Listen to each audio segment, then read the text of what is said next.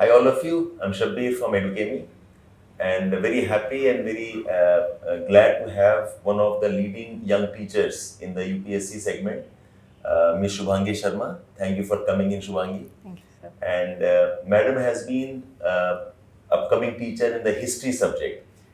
History GS is a pretty important part of the UPSC preparation. And she has been teaching history for quite some time now. And it's about time that we take some insights from her कि history preparation कैसे करना होता है, क्या किताबें पढ़नी होती हैं और इन जनरल उनका परसेप्शन क्या है सब्जेक्ट के बारे में and what all can you as students do ताकि आपका प्रिपरेशन हिस्ट्री में थोड़ा और कंपैक्ट हो जाए और मैनेजेबल हो जाए. So welcome madam to this conversation that we have here. So madam सबसे I think obvious question that we have is lately UPSC जिस तरह के सवाल पूछ रहे हैं the kind of questions culture है, questions on scriptures, Jainism, Buddhism से क्वेश्चंस हैं. सो एक सेंस ऑफ फ्रस्ट्रेशन है बच्चों के मन में कि is it even possible study in as much depth और should students leave studying history, खासकर टॉपिक्स ऑफ कल्चर. सो ये जो दुविधा है, ये जो डिलेमा है, what do you have to say about that? So, first of all, even I actually believe that there are certain questions which come bizarrely and we don't have any routine sources जिनसे उनको cover किया जा सकता है. But sir अगर हम trend wise देखें तो एक लैंडमार्क ईयर आया रिसेंटली जो था 2018. Yes. 2018 से पहले art and culture was dominated by topics from maybe Nitin Singhania and CCRT, जैसे कि Indian music, classical dances, fairs and festivals, random monasteries के नाम आगे उनकी लोकेशन पूछ ली. मुझे ऐसा लगता है 2018 के बाद में क्वेश्चंस की डेप्थ तो बड़ी है लेकिन टॉपिक्स जो हैं वो बहुत डिटरमाइनेबल हैं. Okay. फॉर इंस्टेंस सर अगर हम 2018 के बाद से बात करें तो आर्ट एंड कल्चर को कहीं ना कहीं लिटरेचर और आर्किटेक्चर डोमिनेट कर रही है. और लिटरेचर और आर्किटेक्चर के अंदर भी जो हम देख रहे हैं, मान लीजिए बुद्धिज़्म और जैनिज्म है, चाहे से क्वेश्चन इन डेप्थ आ रहा है बट मैं अपना टॉपिक सिलेक्ट कर पाई. Besides sir let's say if there are 3 questions coming from Buddhism and Jainism, 1 will be very tough but 2 will be solvable and from the routine sources. Okay. So keeping that in mind sir, of course considering the pattern of the paper and the nature of the exam, every subject has its pros and cons. So I understand that out of maybe our 20 questions, 5 to 6 questions are absurdly difficult and not to be found. But most of the questions can be found from routine sources and with better revision the answer can be concluded. I really appreciate analysis because I think you are among the very few teachers who have identified कि questions depth में ज़्यादा हैं and they're not as random. Yes sir. Okay, so this is something all of you must appreciate. कि because अगर questions random नहीं है का मतलब है it's possible to anticipate कहाँ से पढ़ें जी सर. किस टाइप के topics पढ़ें जी.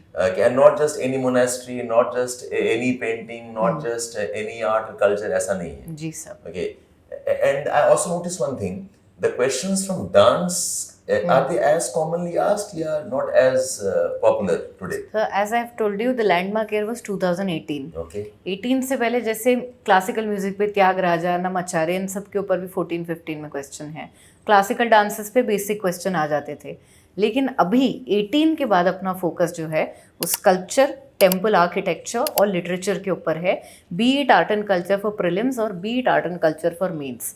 In that context, since we have defined that domain, the intensity with which UPSC is tackling that area is more greater. So that's why you will see questions coming from Persian literary sources, you will see questions coming from travelers, travelogues, and even in your prelims examination this year itself we had names of 4 random books. Although it was quite difficult, but we had defined the domain that we are getting more questions from literature. So it's possible to be more organized there. Yes sir. And one thing more very nicely said by you. Yes sir. कि 20 question में से ऐसे 4-5 अटपटे questions होते हैं but there are other 12, 13, 14 questions which are doable if study is done properly. Indeed sir. And unfortunately क्या होता है कि जो questions tough होते हैं और जो बच्चे कर नहीं पाते हैं, I think that plays on people's mind more than those which we can do otherwise. Definitely sir. Right? I would like to personally share my personal experience as a student before I became a teacher. I was also one last bencher. Okay. I've always been a last bencher, but somehow managed to get beyond average, above average grades. And the idea was that they say, like APJ Abdul Kalam used to say, that you can find the best brains are the last benches. So what we do is, somebody who is my kind of brain, they'll try to extract that information and make it as small as possible so that I can retain it for a longer period of time. Today, what the students do, due to a lot of mentorship which is available due to social media and availability of multiple teachers, because of that we tend to have too many gurus. लेकिन गुरु एक ही होता है sir, और इस वजह से मुझे महसूस होता है कि too much information has made them more scared than the actual exam. Yes, I mean, you are generous in saying that there are too many mentors. Yes. There are actually too many people who are messors. They keep on messing the preparation process. Of other students yes. a lot. In fact, UPSC preparation का एक बहुत अहम part ये है कि to know who should be guiding, to know what should be read and Yes, what sir. not to be read. So yes, I agree with that part. By the way, for information for all of you, though she's been generous and very humble in saying she's a backbencher, so she has been among the topper students. She has been a student of DU. DU काफी popular है for its research level, for its academic level. And I think your guide in MPhil was also Dr. Upender Singh. Yes, sir, in masters. Sir. In the masters. In Yes. masters. So she has done quite a bit of actual history padhai. You know, I don't know how you feel about this. In general, lot of teaching that happens in this UPS segment is done by people who do not have backgrounds in their subject. Yes, sir. And to some extent, even I am guilty of that. But happy to see Madam comes from history background, from history academics, and she has done a fabulous work till now. Madam, what is your area of interest in history? So my specialization and area of interest has been ancient Indian history, and that is what we had done in our undergrad and masters. In fact, when we were doing our masters, we had also decoded some inscriptions which were written in Brahmi script. That was one of our module. But then after all, now I have shifted to UPSC, so the course details and demands are different. Academics is very different. Absolutely, but wonderful to have somebody with a background, core understanding. Okay, so nice talking to you here on that point. Yes, sir. So आप ये बताइए कि maybe अभी pattern on the questions is around you're saying literature, around temple architecture and sculpture and so on. Yes, sir. What are the possibilities कि UPSC changes this towards maybe paintings and dance, drama and folk art? Yes. Okay, उसका भी फिर हम define कर सकते हैं कि वो भी फिर random रहेगा in some ways. So I would like to add one more thing here. When it comes to architecture, temple architecture and literature. Yes, literature, temple architecture, and then the third aspect is paintings only. These are the three aspects which are being focused upon. When we say paintings, it kind of, there are two aspects to it. We have sculptures and paintings. So because temple architecture is so popular and it is replete with examples of temples and paintings, so it's kind of an attached part to the same. The difference is that some core art and culture topics which are not a part of routine NCRTs, such as dance, drama, theatre, fairs and festivals, these things are less asked these days. When it comes to pattern, sir, I always tell my students in the class as well, the pattern is that there is no pattern. And one must keep into mind that 5 years back, everybody used to say, बस colonial पढ़ लो हो जाएगा. अभी sir last के 3 साल के अंदर colonial से 3-4 क्वेश्चन आ रहे हैं. Medieval India now and ancient बिल्कुल, India also. ancient, medieval and art and culture and core questions are coming. Let's say there's a question on Mongol invasion. There's a question on administrative units of Mughals. Now, these are very easily answerable from NCRT. But the point is that to pursue those 3-4 questions, which will neither increase your rank nor your chances to get a better rank, that is something that we need to contain our students from as mentors. So this is a regular feature of all my classes ki मेरे पे विश्वास रखें. Yes. NCRT पढ़ें. So very important understanding is कि UPSC is not going to make the questions easier. UPSC will keep on challenging. True. Yeah, UPSC challenges teachers, UPSC challenges students also. True, sir. But अगर सही guide है, सही mentor है, अगर सही पढ़ने का process है, okay, it's not that you cannot manage this kind of subjects. Is this what I can conclude then? Sir, I would say that with a decent 30-40% guidance from somebody who has a clear mindset that, okay, I will take guidance from this person, then that would be enough. It helps manage and focus the preparation. And sir, ultimately, one thing which we should tell our students consistently is that at least in prelims, If you are between 50 to 55%, you're good to go. Absolutely. You don't have to get 100 on 100. Topper for that matter. Yes, sir. अच्छा, एक और perception है, जी. which even I have been victim of. Yes. Okay. I've been guilty of rather. कि history is seen as lot of facts. Remember the name of the kings, the Yes. battles, the dates. Yes, sir. To by heart the name of dynasties. How right is this perception? And that's one reason a lot of people घबराते हैं, कतराते हैं कि mechanical, mindless memorization type का बन जाता है. जी. Is there a way to deal with this and study history? Sir, I think I love my subject, first of all. And second thing is that history is one of the most relatable subjects in the world, because history is gossip written in academic manner. Okay. We talk about so many people. Well said, yes. Yes. And we love talking about what other people are doing. We are just now talking about those people who have died.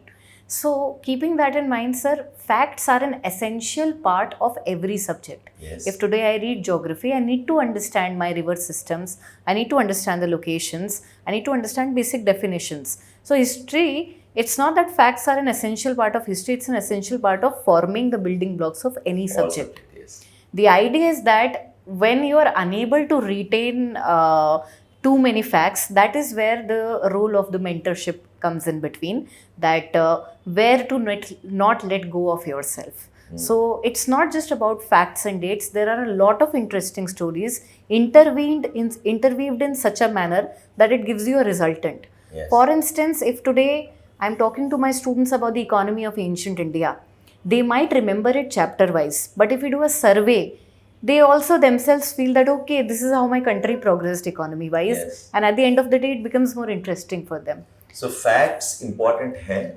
facts reality है, जी. and only history is not guilty of facts. No, And I agree with this. In fact, मैं तो कहता हूँ, कोई सबसे ज्यादा कोई fact रट्टा मारता है तो वो साइंस स्टूडेंट्स होते हैं. बिल्कुल सर, बहुत चीजें याद करने की होती है. मैथमेटिक्स में 2 1s are 2, 2 2s are 4, ये फैक्ट्स ही तो हैं. बिल्कुल. एरिया का फार्मूला हो गया, वॉल्यूम का फार्मूला है, मोशन टाइम की इक्वेशंस हैं, थर्मोडायनामिक इक्वेशंस हैं.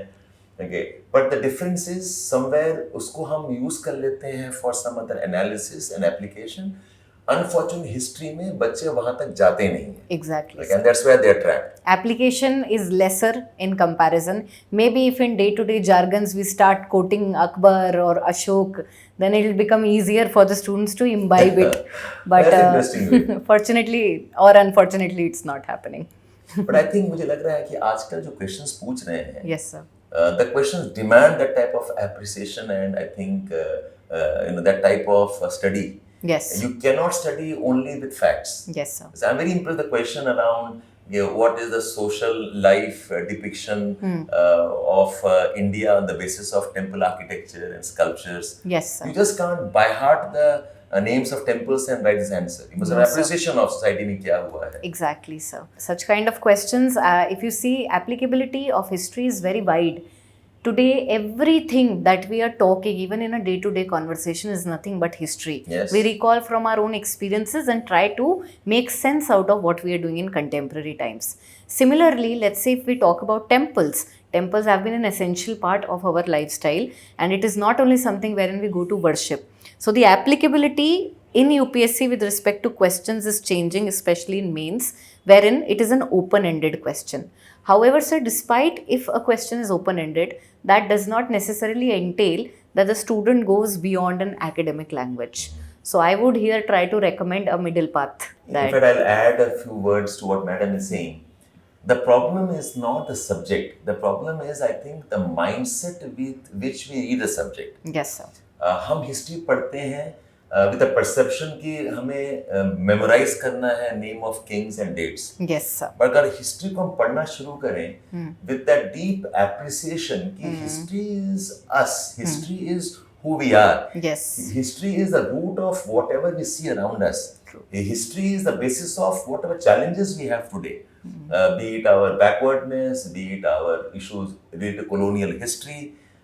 वैसे पढ़ें, like I think history now becomes a building block in appreciating your India and the society we live in. Definitely, sir. In fact, it's something which is applicability even beyond the examination. Yes. Because it will help you enhance your talking skills. It's helpful in interview and later on also to impress other officers.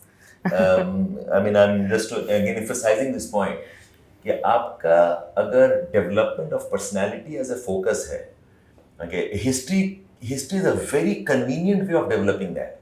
Because आपको जो perspectives मिलेंगे about what has happened, the interpretations that you read about what has happened, and how some events have been influenced by some of the events across the world or India. ये जो appreciation है, I think it's a very important crucible where a personality starts getting groomed. Definitely, Okay, sir. you become probably more accepting, you become a bit more open-minded, you start appreciating otherwise we ignore culture aspects. Definitely, sir.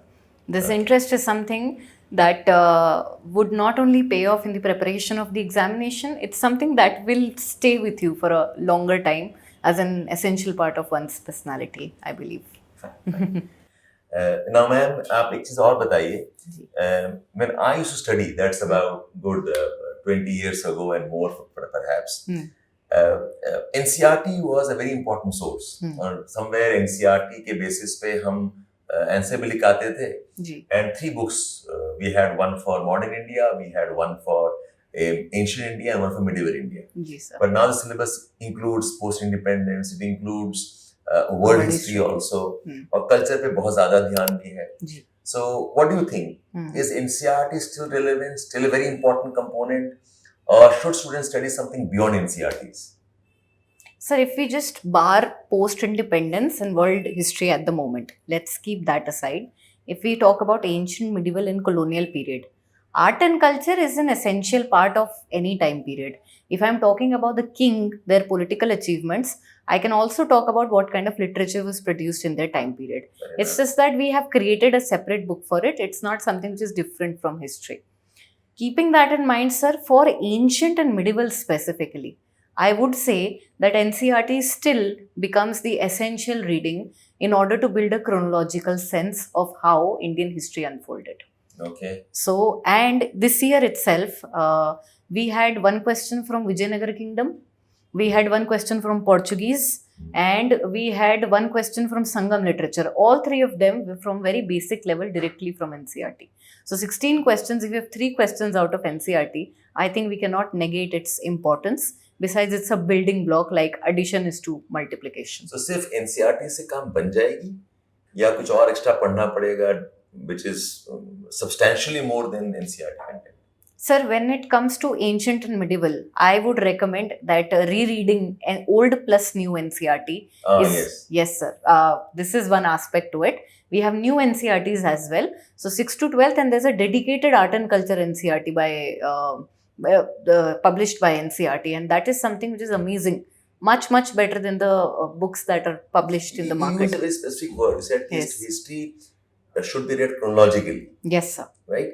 लेकिन जो new NCERTs हैं वो ज़्यादा thematic हैं. जी sir. Okay. So what do you think? Is this not going to help us? That's why you're recommending the old NCERTs या old NCERTs में आपको लगता है content ज़्यादा है and better?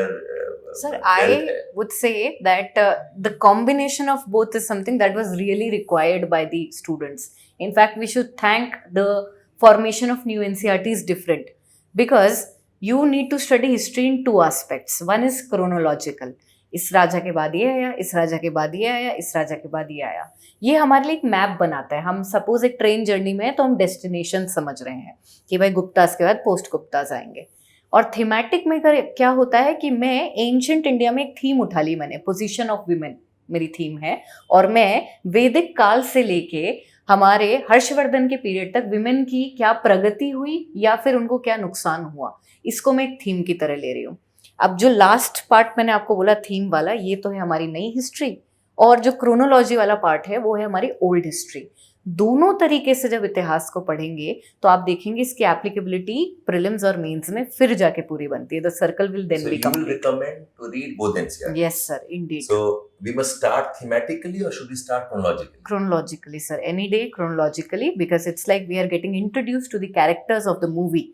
If we directly reach the plot and the theme, we will never be able to understand it. Okay. So chronology and then theme. So आप बोलेंगे पहले old NCERTs कर लें? Yes sir. Which is ancient, medieval and modern, तीनों करें? Sir, ancient, medieval definitely. Modern we have Raji Vahir. Medieval used to be a very thick book in our times. No sir, NCERT is very thin.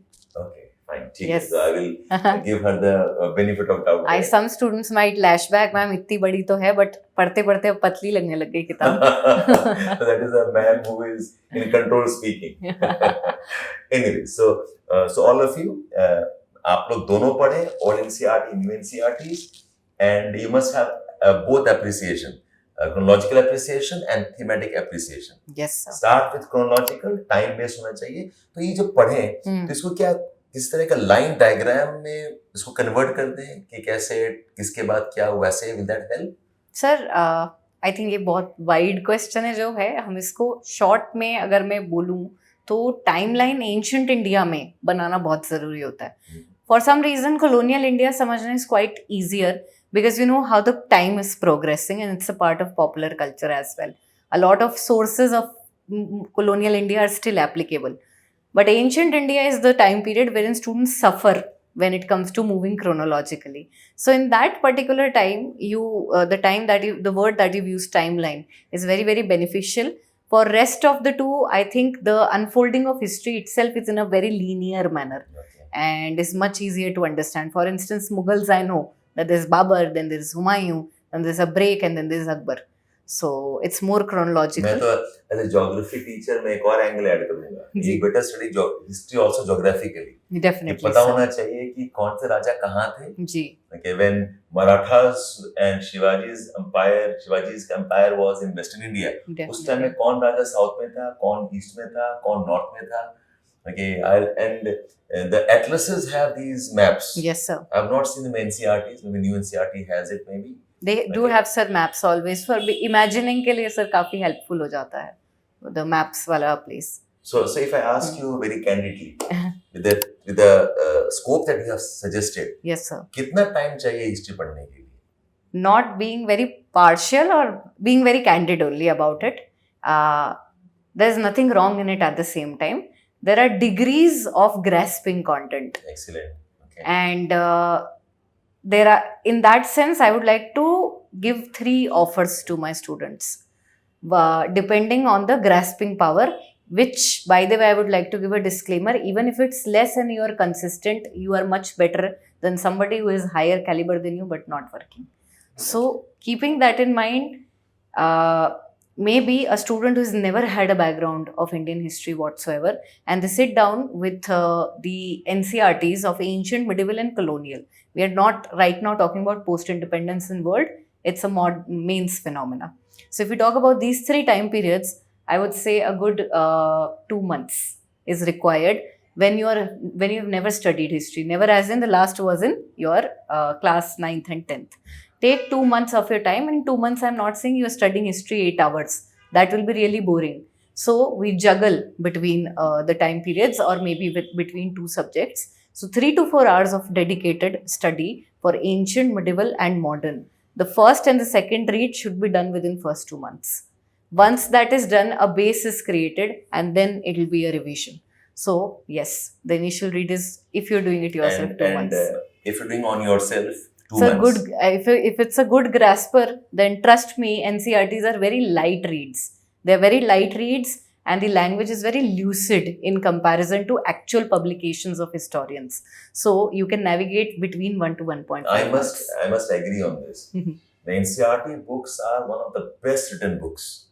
हालांकि generally हम सरकार के काम को इतना मतलब अप्रिशिएट नहीं करते हैं. जनरली कुछ किसी चीज में अगर गवर्नमेंट का नाम लग जाता है तो quality is always bad. Government schools हो, गवर्नमेंट हॉस्पिटल्स हैं, जनरली होता है ऐसे. बट इस केस में एनसीईआरटी, डिस्पाइट बीइंग गवर्नमेंट का venture, it's a beautifully written set of texts. Geography में तो पता ही है मुझे, and history also, the way they have weaved this, and that's because history किताब में प्रॉपर हिस्टोरियन नहीं लिखा है. जी sir. They have researched it. They understood the context in when the issues have happened. Yes, sir. Yes, I agree. NCERT is a very good document there. In fact, sir, I would like to ask you, when it comes to the trend analysis of, let's say, UPSC, from maybe because of your wider experience, how do you think that the year which I am telling you, the 2018 year, do you think that there is a shift, not only in my subject, but in other subjects as well, wherein the questions and the dividation of questions has changed a lot. Yes, yes. Geography में, for example, questions around maps जी. and current affair based locations have become very important. वैसे environment में जो मैं पढ़ाता हूँ, I find lot of questions on legislations, laws, contemporary issues. Yes. तो कहीं ना कहीं the shift has been towards how students appreciate the topic more in terms of the current development, current application, and not just mugging up the facts and reproducing the content. Exactly. So I think that's showing. So I think we also. both of us can agree on the point that there is a shift towards analytical part Yes, of it. yes. So instead of increasing the sources, read the same source again and again for better In fact, perspective. मैं ये classify करता हूँ कि questions 3 level के हैं, L1 questions, L2 and L3 questions. Yes. L1 questions straight वाले हैं, जी. कि match the following करा दिया, dates बता दिया. L3 questions are those interpretation based questions होते हैं. जो mains में खासकर मुझे लगता है कि society और history में काफी सारे questions are based on interpretations, analysis of what's happened. Yes, so you can typically keep them in the L2 and L3 category, wherein a special focus is required to attempt those kind of questions. Yes. Which we in Edukemy are also focusing Yeah, upon. we are doing that. In fact, एक चीज मैं highlight करना चाहूँगा. One reason why students struggle with history क्या for any subject is because the study does not happen consistently across the completion of that module. True. हम करते हैं and I think institutes and we are responsible to some extent there. यहाँ पे कि हम 2 दिन history पढ़ाते हैं, एक दिन science and tech पढ़ा दिया, third economy पढ़ा दिया, fourth day polity पढ़ा के, फिर हम पढ़ा दिया modern India. बिल्कुल. And the teaching is done typically according to the teacher's availability. True. Not in terms of the logical way a subject should be taught. Definitely. Okay? So that's the one problem, and I think that is where I can talk about Edukemy में हम लोग module wise करा रहे हैं, where we start history and teach history alone for good 40-45 days. We start economy, teach economy 40-45 days. Yes. Okay, which I think ultimately will become a trend. Okay, so that's one reason maybe. Also, so if you start from modern India and then there's a 2 months gap and then suddenly somebody comes and tells you that आज से ancient पढ़ेंगे, तो आप correlate नहीं कर पाएंगे. It's like कि आपको किसी ने मूवी की एंडिंग दिखा दी पहले और फिर आपको बोला कि चलो आज हम प्लॉट या क्लाइमैक्स देखेंगे, तो उसको रिट्रेस करना बहुत मुश्किल हो जाता है. You mentioned this. आजकल काफी न्यूज में ओपेनहाइमर है. बिल्कुल. ओपेनहाइमर के मेकर जो है क्रिस्टोफर नॉलन. Yes. नॉलन का तो आदत ही है कि वो कहाँ शुरू करे, कहाँ खत्म करे. More than telling a story, it's like he's challenging my intellect. So तभी तो उनकी मूवी किसी को समझ नहीं आती, लेकिन हमारा गोल अलग है. 3-4 बार देखना पड़ता है उनकी मूवीज. बिल्कुल. So at least we don't be as teachers कि हम क्रिस्टोफर नॉलन बन गए. But हम कर रहे हैं, unfortunately. Industry is on those lines. Anyways, jokes apart. अच्छा मैम ये बताइए कि while history, modern India, medieval India and even ancient India का काफी एक syllabus है, किताबें fixed हैं. The challenge is postmodern. Postmodern कहाँ से पढ़ें, क्या पढ़ें? Postmodern is everything that you have post independence types. तो इसका कोई approach होगा पढ़ने के लिए, कोई किताबें होंगी, कोई themes होंगी that you think a student can prepare from? So I would like to answer this question from 2 perspectives. Once as a teacher and once as a last bench student. If I recommend you as a teacher, we have Rajiv Ahir spectrum, which goes till Modi period now. So you have it starting from Jawaharlal Nehru's prime minister years, the tenure, then all the prime ministers up till the Modi government. First of all, it is impossible to grasp that content and make heads and tails out of it कि क्या question आ सकता है. Moreover, if we see that in 2021 and 22 we did get one question, but if you focus on that and even on those questions which used to come from 13-14, there is one really favorite topic of UPSC around which the questions are created, which is reorganization of states and linguistic reorganization of states. Yes. So with this, I have already as a teacher, I have given the source for post-independence India, and there's a lot of guesswork on the question. As a backbencher, I would recommend to study only one topic, which is organization and linguistic reorganization of states and its impact if it happens in the current times also. This is the question which has been rearranged in multiple manners and asked many a times. And finally, sir, the weightage is one question at the end of the day. So till Indira Gandhi's tenure, I think there are some changes which are very eminent to be understood. But if we drag it till the contemporary times, then I would say that the question is of open nature, in which you can trace some historical questions and, according to your perspective of that topic, write some examples from contemporary times. So it will be a method wherein you use your intellect instead of actually preparing for that one question. It's not about preparing all the events starting from post-independence लेकर अभी तक. So, for instance, when we talk about Indira Gandhi's tenure, till Indira Gandhi's tenure, there are multiple changes. There are many wars which are a part of our foreign policy. Economically, we have nationalization of banks happening, and environmentally also we have launched a lot of acts within Indira Gandhi's tenure. There were constitutional changes, and then there was reorganization of states happening. So there are many burning issues which were tackled by the early prime ministers.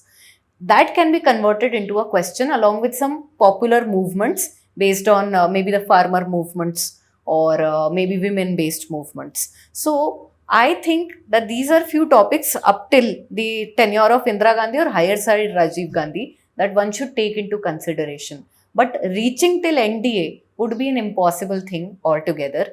If a question like that comes, then our L3 program is something which is helpful, wherein you have to understand that I know 5 points and I will rearrange it so beautifully that the examiner gives me 50% marks. That's the idea. But madam, if ये approach अगर है, जी. इसमें history कहाँ है? This you are studying economy, you are studying polity, you are studying probably social issues. Okay, then history, the way we understand history is not actually history, right? फिर तो आप economic reforms ही पढ़ रही हैं, फिर तो आप ऐसे आपने कहा नेशनल ऑफ बैंक्स पढ़ रही हैं. So my question to you is कि अगर ये अप्रोच है, then can we safely assume कि post independence can be handled through other subjects rather than history specific studies? So indeed, there are multiple portions which are indirectly or directly overlapping with the topics of post-independence. In fact, for that matter, the ending of colonial India is something which is also the beginning of Lakshmikant's polity.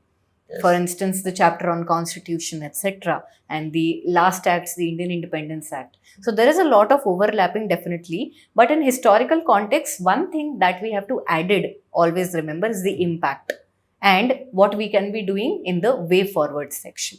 These are two aspects that are applied aspects in history. Rest, it's I think something which definitely overlaps. Maybe I'm wrong in the perception there. मुझे लगता है कि post independence में थोड़ा ज़्यादा overlap with social issues होना चाहिए. Talking about conflicts, social reforms, maybe social changes. Okay, I think that's an important overlap because if I look back now, मुझे लग रहा है कि यही reason की वजह से history and social issues paper 1 दोनों साथ हैं. Yes, sir.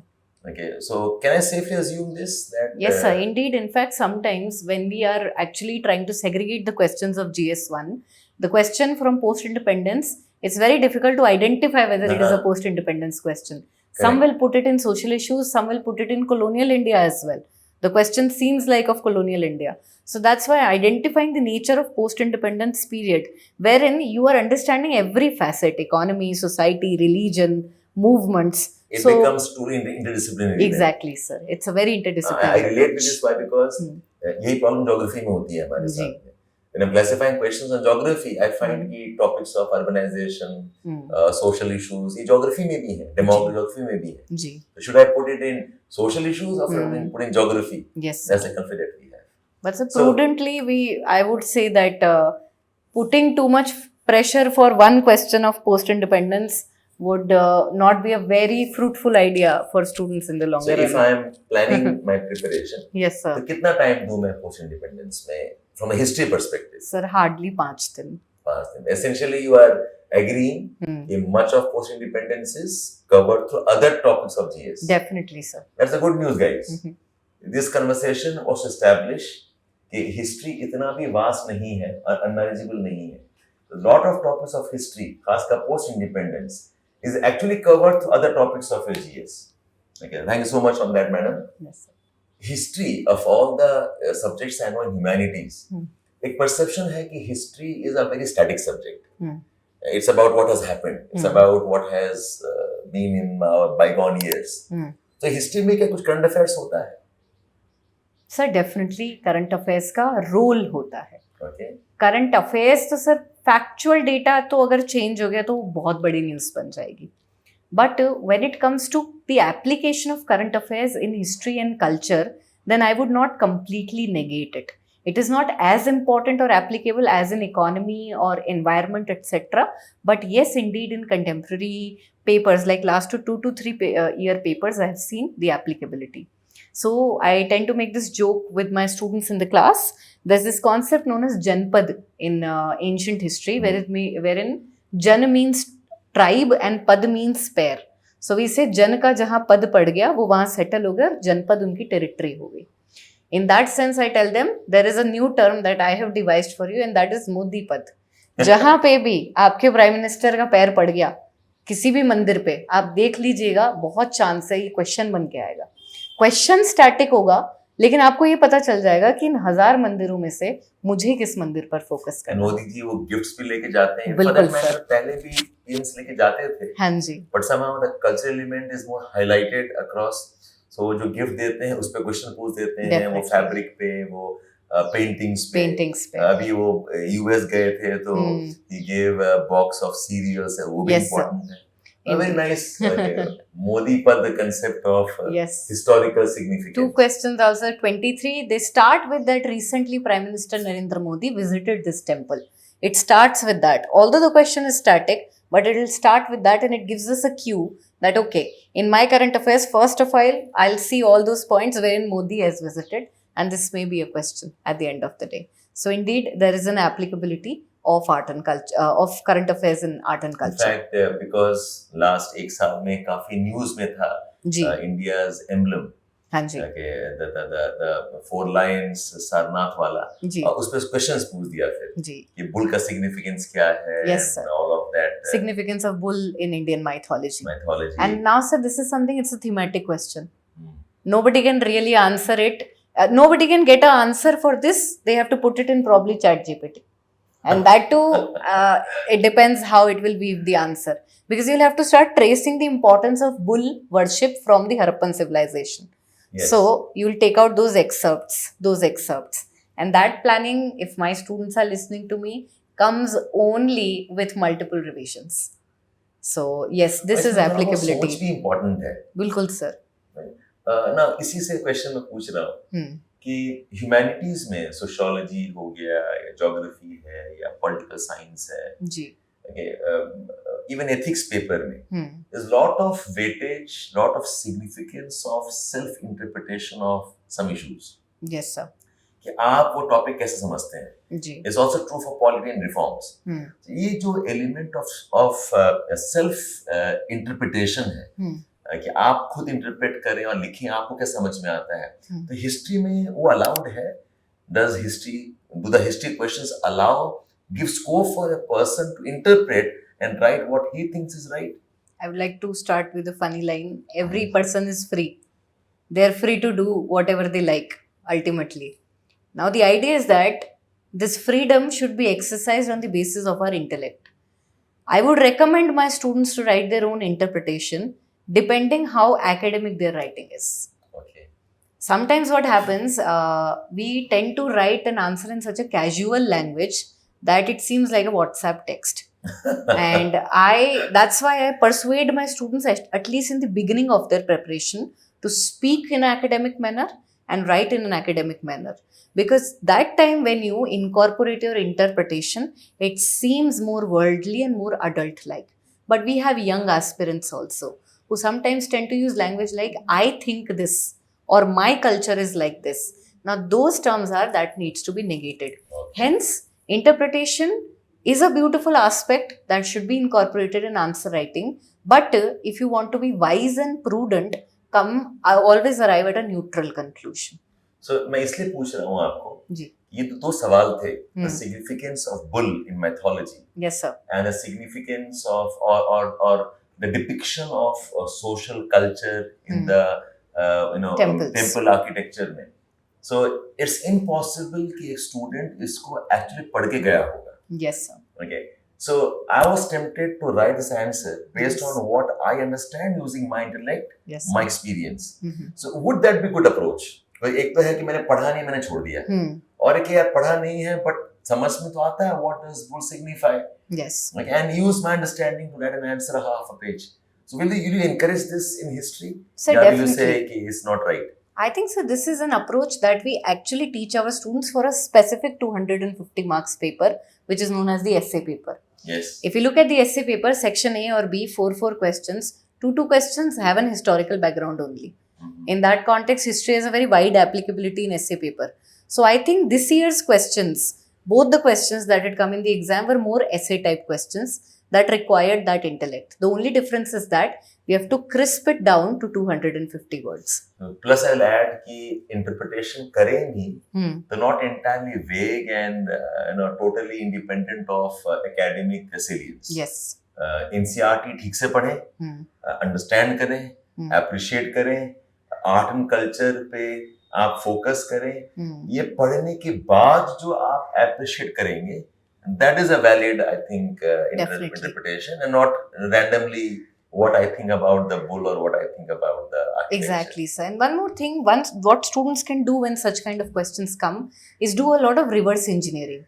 Let's say I start with the question itself, that the question is telling me that there is significance of bull in Indian history, agreed. Now, what will I do? I will reverse engineer it and try to convince my mind why is bull symbol so important. And then automatically the examples start coming, that we have Nandi worship, we had the bull figurine in Harappa, and that's how you substantiate your original conclusion and arrive at a decent 150 words answer. Maybe agriculture, maybe power depiction. Exactly, sir. Shiv जी का भी एक symbol है उसके Yes, साथ में. So then it makes sense. Exactly. Okay, fine. Thank you so much on this. Now, madam, हालांकि syllabus में world history तो एक part है, but world history में सवाल आते नहीं हैं. जी sir. Okay, there are a couple of years when there have been no questions on world history. Yes, sir. So, what do you think? Should we spend enough time on world history, or maybe 2-3 days of quick revision of some chapters of NCERTs will do? Sir, like post-independence history, both these topics, world history and post-independence history, both of them, as we have seen, there are some years in between wherein they skip it altogether. Even if they're appearing in the paper, it's one question per time period, which is post-independence and world. Keeping that in mind, post-independence is still tackleable because there's a limit to it. World history, there are so many aspects to it altogether. And considering the applicability, first of all, the students should keep it at a delayed time. Okay. In comparison to our preparation of ancient, medieval and colonial. And second, again, there's a concept of reverse engineering in this, wherein we jot down last 10 to 15 years burning topics and prepare according to it, topic wise. So that is one thing, because you cannot really make a chronology in world history, as these are chains of events happening in multiple parts of the world. So keeping that in mind, I would have done a lot of reverse engineering and used only those burning topics which are repetitive in nature. I'm illustrating what you're saying. जैसे कि अगर Ukraine war है जी, तो शायद Crimean war becomes important. जी. अगर China के कुछ इश्यूज हैं तो मे बी चाइना का farmer revolution and Mao Tse tung का the great cultural leap that becomes important. अगर कोई डेवलपमेंट है यूएस में, okay, then maybe the American independence becomes more important. आप ऐसे सजेस्ट कर रही हैं? No sir, previous year questions के trend से I am suggesting. Current affairs जो हैं उनका इतना ज्यादा एप्लीकेबिलिटी मुझे नहीं महसूस होता पर्सनली कि वो वर्ल्ड हिस्ट्री को डोमिनेट कर रहा होगा. बहुत कम चांसेस हैं सर इसके. एंड रेपुटेशन वाइज आप देखेंगे, जैसे इंडस्ट्रियल रेवोल्यूशन एक पॉपुलर टॉपिक है, साल 2 साल में अगर वर्ल्ड हिस्ट्री के क्वेश्चंस आएंगे तो लाइक्लीहुड है कि इंडस्ट्रियल रेवोल्यूशन के मल्टीपल एस्पेक्ट्स पे क्वेश्चन आ जाता है. So basically study the PYQs well. Yes sir. And identify the themes. Yes sir. And to this can I add जो 9th and 10th की किताबें हैं और वर्ल्ड हिस्ट्री के चैप्टर्स हैं. हाँ जी. I think those are the golden chapters, I believe. Yes sir. The NCERT by Arjun Dev, old NCERT has a decent coverage. In the new NCERTs, we do have chapters in 9th and 10th, and there's a dedicated book in class 11th. 4 किताब में हो जाएगा? Yes sir, I think ये तो काफी ज्यादा ही content है, मैं तो इसको भी शॉर्टन करती personally, I would have So shortened it. not more than 4 books, No, but compile करें तो maybe 2.5, 3 type का. exactly sir. Not to So- be moving beyond, because one more thing I would like to point out here sir. The innovations that we find in GS1 questions are limited to colonial India and art and culture. In world history, you will see that the questions are quite specific. Like, why did industrial revolution happen in Britain?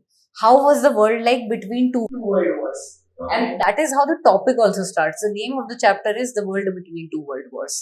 So in that context, its applicability of what we say of concept is little lesser in world history. Hence, I would like to go back to PYQs to kind of restrict my viewpoint तो altogether. World history को बहुत limited scope में पढ़ें, जी sir, जो किताब में है जी और जो PYQ है, जी, लेकिन इंडियन हिस्ट्री को थोड़ा अप्लाइड करके पढ़ें. Yes sir.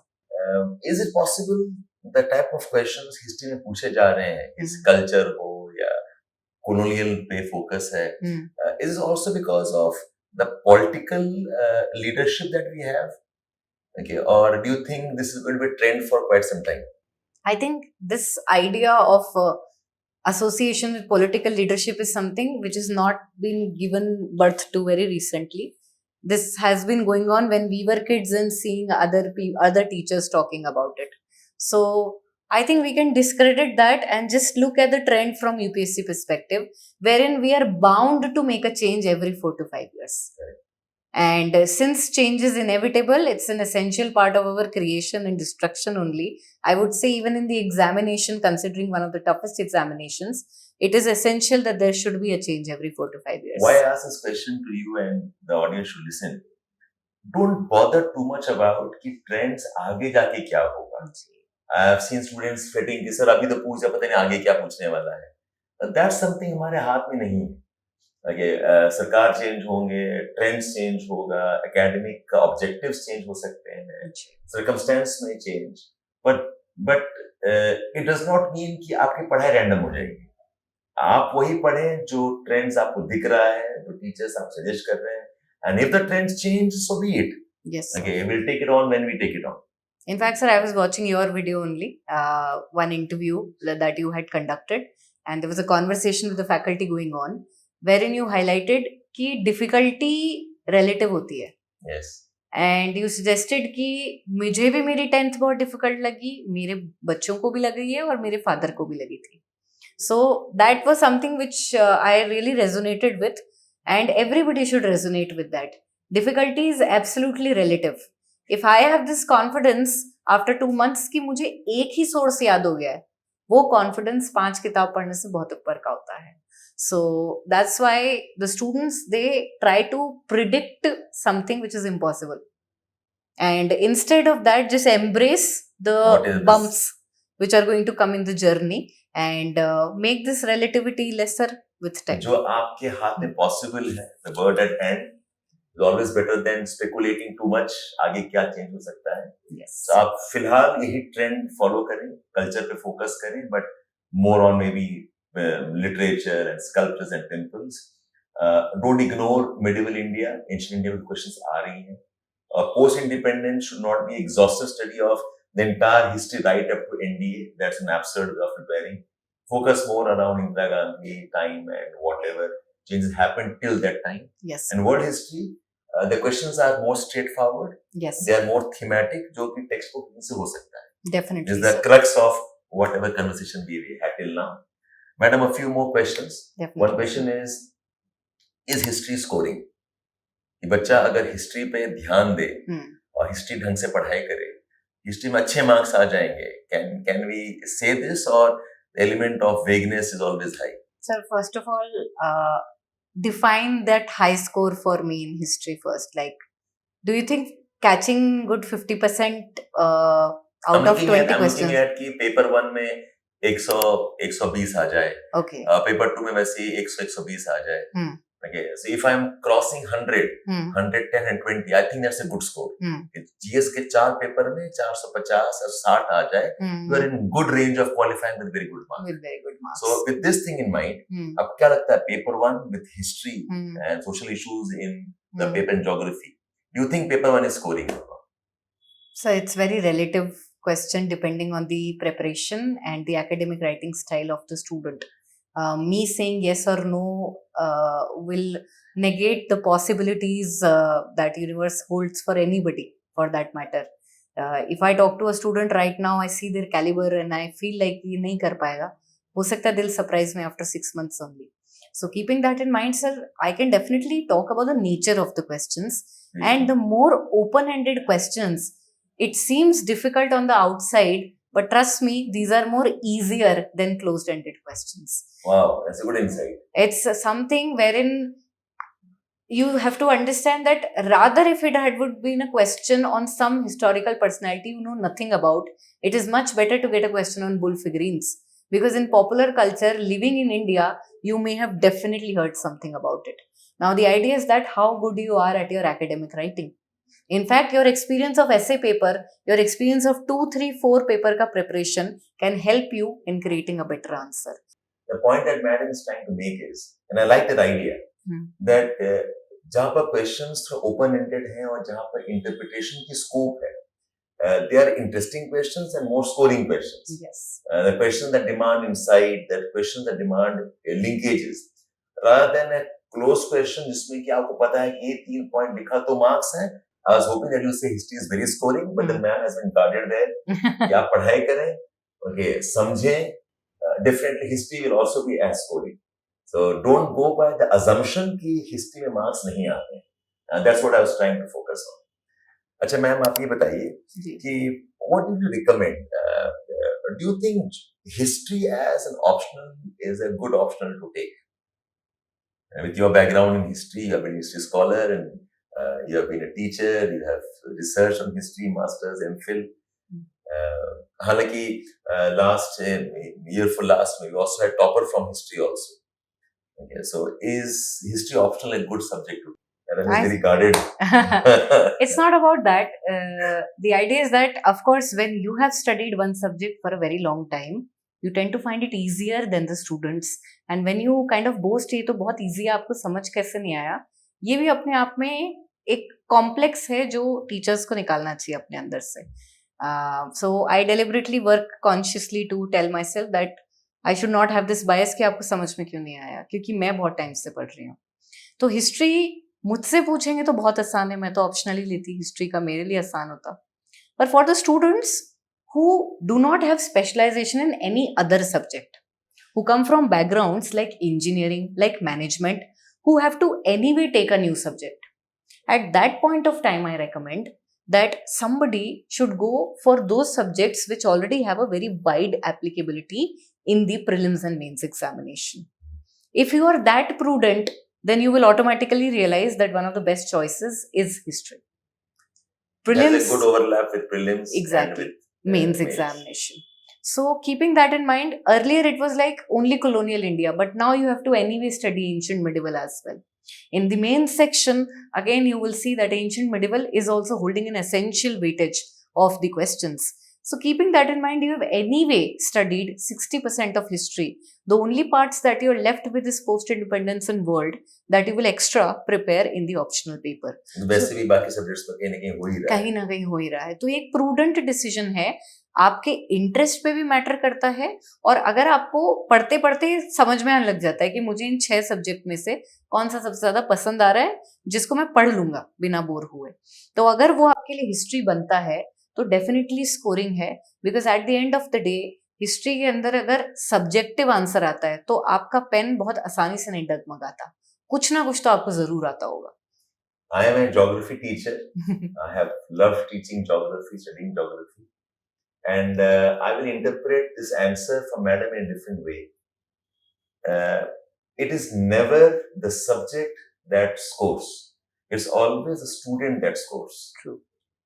अगर देखें खासकर if you look at the results of 2022 attempt in marks जब आए हैं 23 में आए हैं, you'll find कि top 15, top 20 rankers जो हैं, they are across subjects.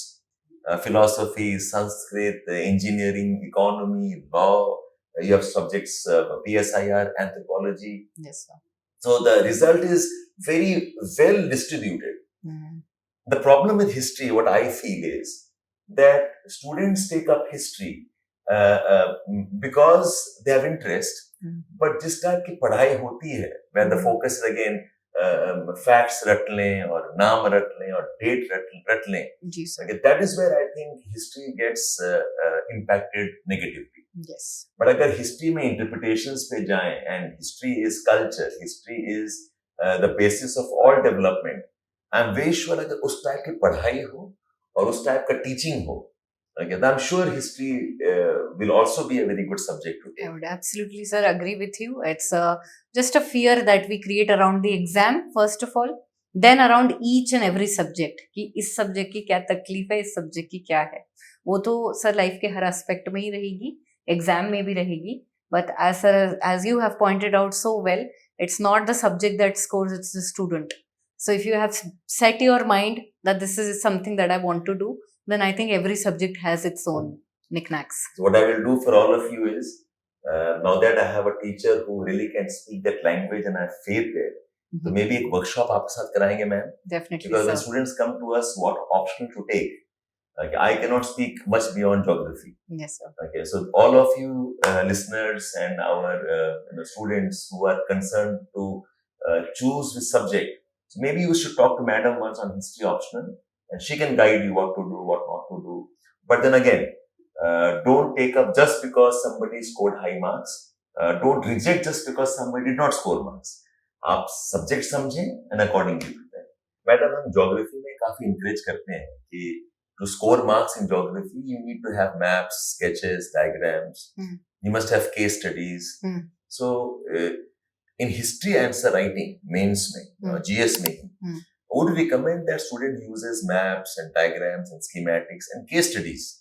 And do we have the scope of using all of that in history answers? Sir, I think case study applicability wise wouldn't be a very good option, considering the nature of paper questions is not as such that you need case study. It's more art and culture dominated. When it comes to aids that we use for better representation of answer, I personally feel that maps is something which is not very valuable.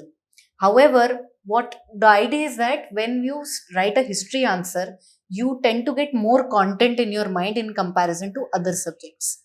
Now, to represent it in a best manner, we use the flowchart method or the diagram method, wherein you're trying to bifurcate the pointers. So that representation in writing style can be incorporated, but you cannot really create figures in history. And map-wise also location, if you want to show, I don't think it's gonna be a very added advantage like it is very essential to geography. It is something that can be we can leave it behind altogether, especially if it's a question on philosophy and art and culture. Basically, जहाँ पर बहुत सारा content manage करना हो जी और time नहीं है या उतना स्कोप नहीं है जी, वहाँ पर हम डायग्राम्स के बेसिस पे, फ्लो चार्ट के बेसिस पे, yes sir, we can list down quickly. yes sir, we use a table or a pie chart or some flow chart use करके बता दें कि कहाँ पर क्या है. बिल्कुल sir. Otherwise, the regular writing bullets में, bullet points sir, and the three the basic differentiation of introduction, body and conclusion, and body should always be in bullet points. The onlooker will immediately see whether the answer is worth checking or not. So history के writing में, like what madam said, keep appreciation. You should know facts and dates. Without that, possible नहीं है. You must know interpretations wherever required. And third, tools को आप use करें wisely. Yes. Okay, you don't need to have case studies like other humanities subjects have. But yes, some flow charts can help you condense the time. Definitely, sir. One last question to you, madam. History में, when I was studying history, a major problem is I never had a sense of completeness. अगर पढ़ रहे हैं topic like impact of some war, I can keep on studying, quite a bit. I realize that I have studied more than I required. If I'm studying about culture also, yes, like temples का, इतने सारे हैं कि मुझे समझ में नहीं आता है मैं कहाँ रुकूं और क्या छोड़ूं क्या पढ़ूं. तो अगर मैं पढ़ता हूँ selectively, I always have a sense of incompleteness. Yes. At least I have felt this in modern India. A name of books हैं, travelers के names हैं, the name of those important forts हो गया. So इसके लिए क्या किया जाए? Is it possible to have a sense of completeness in history? Sir, a sense of completedness is something which is, I think, it's something that you shouldn't even ask for from yourself. It's wrong as a Excellent. student. You will always feel dissatisfied. And this sense of completedness, I know I'm going beyond my years. I'm not that wise. It will never come in any aspect of life. So how can it come in an academic subject? So keeping that in mind, we study in 3 layers. We start with a basic book and we weave a fabric of political history. After that, we have a second layer wherein we are weaving other aspects of history. The third, what we call the advanced level, we look at the PYQs and see those added topics, extra topics on which there's a likelihood of questions, and write a 500 word article. Keep those things with you, revise it consistently, and then just pray to God कि मैं इसके ऊपर नहीं कर पाऊँ. क्योंकि मेरे ख्याल में सर वो ज़्यादा फायदा करेगा in comparison to always fretting about and getting scared कि फनम एक कॉइन का क्वेश्चन आ गया था. Yes. अब ये फनम कहाँ से ढूंढते रहे सर? So यहाँ पे I think UPSC is a game of both EQ and IQ. Where you're studying, it's your IQ, and EQ is the idea how you're managing yourself during the journey. Very nice. And you don't really need to focus upon everything. You can't do it in life, and you can't do it in even this examination. UPSC preparation में you will never have a sense of completeness. Yes, sir. Forget about history. But I think the wisdom lies in knowing that some basics have to be done, some basic books have to be covered, and then a sense of priority based on various questions. बिल्कुल sir. And I think this is where a right teacher and right mentor is a must. If you keep on looking at sources and books and talking to friends and all random advices, like आजकल YouTube में जिस type का, every second person is out there giving suggestions, motivations, you will be lost. Definitely. Okay, so incompleteness is, I think, part of the package.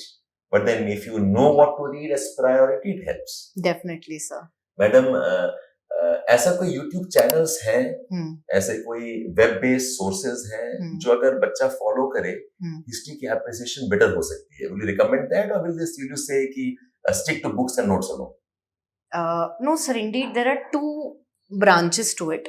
One is academic appreciation, for which we have little bit advanced websites which are reliable in comparison to the market content traditionally marketed in the name of UPSC. And then there's a second aspect of developing interest in the name of unconventional video resources such as movies, documentaries, etc. Both of them are required. The second one is something that is a weekend affair, not something that you do on a regular basis. And when it comes to the first part, the academic enrichment, that enrichment needs to be done in certain topics. For instance, if I want to learn about a new temple which has been recently given UNESCO World Heritage Site tag, then I recommend my students that instead of studying this temple from any routine source, read it directly from UNESCO's website because the content will be richer. Then we have one source which is known as Britannica.com. It is a non-profit website. It's run in the UK.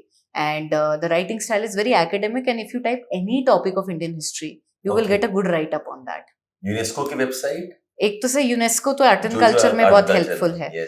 उसके अलावा sir एक britannica.com करके है, काफी ज्यादा academic, although इसका encyclopedias were always exactly sir. So although it's a .com, yet the content is very very good in comparison to the traditional sites we have. Since PIB and all are more dominated by schemes and policies, history we do not have any dedicated websites.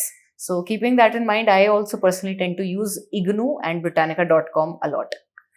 Yes. So beyond your books and your classes, आप internet में ये ढूंढ सकते हैं UNESCO की website जहाँ पर कोई मॉन्यूमेंट आ गया है यूनेस्को के अंदर, हेरिटेज साइट के अंदर में. Yes, and sir. plus you have recommended Britannica.com.